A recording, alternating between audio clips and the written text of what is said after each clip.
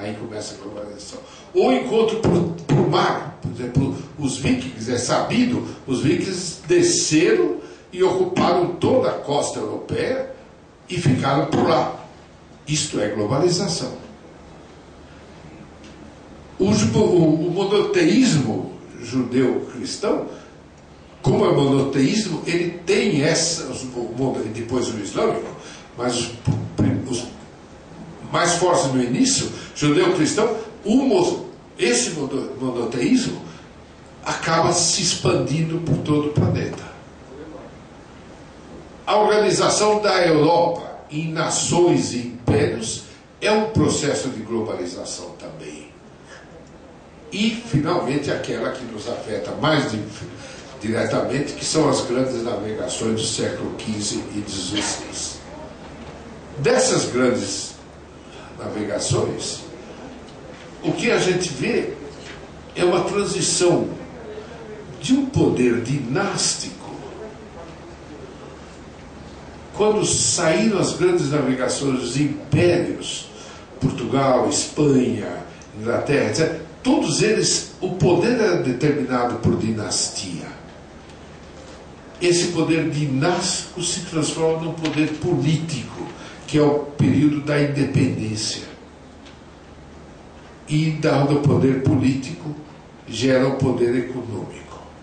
Então, os grupos de interesse responsáveis por essa evolução da globalização podem ser exemplificados assim: o poder imperial e o início dessa globalização que nós estamos testemunhando depois das grandes navegações, que é Portugal, Espanha, França, são todos impérios. E nesses impérios o poder era um poder dinástico. O rei era... Por quê? Porque era filho do rei anterior. Havia brigas, etc., mas as dinastias, o sangue azul é o que determinava esse negócio. Em todos esses grandes impérios foi assim. E é assim que começa o período colonial. Até que esse período colonial dá lugar a uma outra estrutura de poder. Começa com os Estados Unidos. Quando os Estados Unidos fazem a independência, não há nenhuma tentativa de implantar um sistema dinástico. Não é substituir o rei da Inglaterra pelo rei americano. É um sistema político. E o poder é um poder giratório de grupos políticos. Esse mesmo modelo depois é imitado. A França tenta fazer isso com muita dificuldade. A França é um tal de república, volta para o Império, república, volta para o Império. A França hesita nesse negócio. O grande sucesso do modelo começado pelos Estados Unidos foi a União Soviética, que fez a mesmíssima coisa. Muito que a União Soviética e os Estados Unidos são parecidíssimos na concepção. E assim o poder passa para a mão de grupos políticos e não dinásticos. Você tem sangue azul, você é aristocrata ou não, tem nada a ver com o poder. Mas é a organização dos sistemas políticos. E esses sistemas políticos, uma forma desses sistemas políticos também é o poder religioso. E hoje você vai ver uma forma de organização, particularmente hoje o mundo islâmico, uma forma de globalização, reunindo países os mais diversos, culturas mais diversas, sob o denominador comum, que é a religião.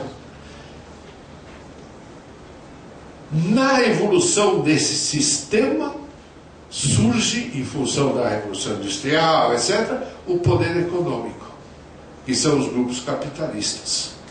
Então, a globalização passa por esses processos de um poder imperial que está superado para um poder político que está superado porque o poder econômico é maior, e para um poder religioso que também está em fase de superação pelo poder econômico também. E hoje a globalização é essencialmente uma globalização graças ao poder econômico.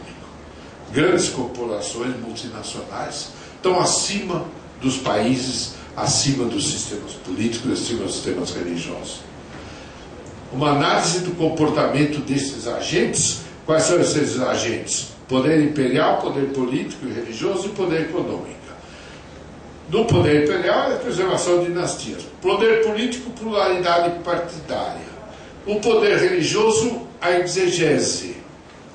Você discute, você questiona, você procura, cada um deles procura defender a sua religião como verdade absoluta. Isso é aquilo que a gente chama no fundo de exegese. E o poder econômico, que tem como ponto de partida a competição.